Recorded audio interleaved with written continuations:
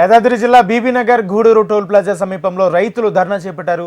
ధాన్యం కొనుగోలు చేయాలని డిమాండ్ చేస్తూ హైదరాబాద్ వరంగల్ హైవేపై బైఠాయించి నిరసనకు దిగారు. రహదారిపై ధాన్యం పారబోసి నినాదాలు చేశారు. దీంతో టోల్ గేట్ వద్ద 3 కిలోమీటర్ల మేర వాహనాలు నిలిచిపోయాయి.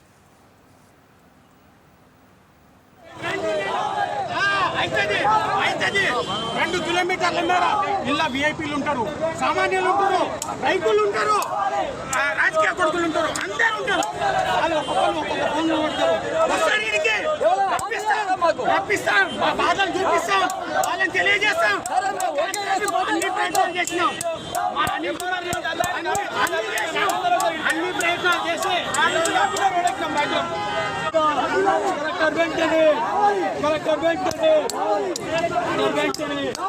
రైతుల ఐక్యత.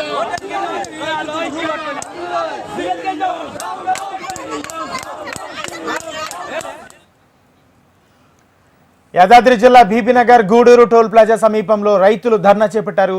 ధాన్యం కొనుగోలు చేయాలని డిమాండ్ చేస్తూ హైదరాబాద్ వరంగల్ హైవేపై బైఠాయించి నిరసనకు దిగారు.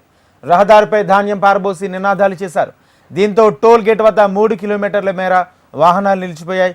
ఇదే అంశానికి సంబంధించి మరింత సమాచారం మా రీజనల్ కోఆర్డినేటర్ అశోక్ అందిస్తారు.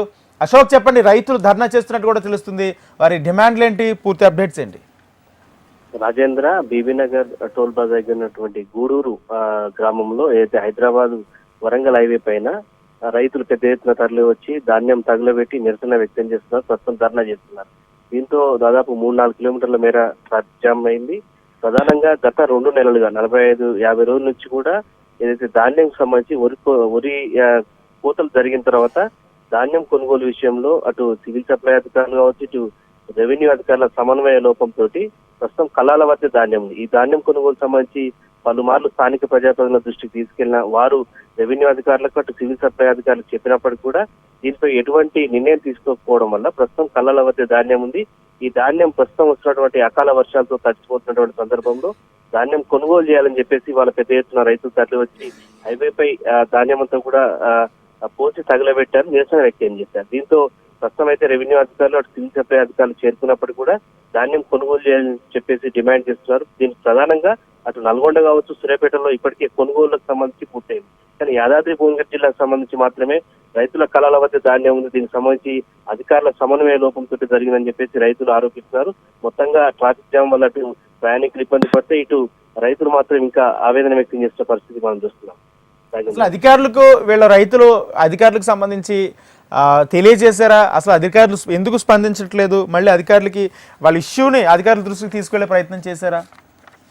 మూసీ ఆయకట్టు కావచ్చు, అటు నానాయకట్టు సంబంధించి కూడా ప్రధానంగా యాదాద్రి భువనగిరి జిల్లాలో ప్రస్తుతం యాసంగి పంటకు సంబంధించి అయిపోయింది. ఆల్రెడీ మరొకసారి క్రాప్కి సిద్ధం అవుతున్నారు. కానీ కొనుగోళ్ల విషయానికి సంబంధించి దాదాపు 50 నుంచి 2 నెలల మధ్యలో కాలంలో కోతలు పూర్తయినప్పటికీ కూడా ధాన్యం కొనుగోలు సంబంధించి అధికారులు చర్యలు చేపట్టకపోవడం వల్లనే మిల్లులకు కేటాయింపులు సరిగా చేయకపోవడం వల్ల ఇటు కింది స్థాయి సిబ్బంది చేయాల్సిన పని అటు పై స్థాయి సిబ్బంది చేయకపోవడం వల్ల ఇటు రైతులకు నష్టం జరుగుతుంది.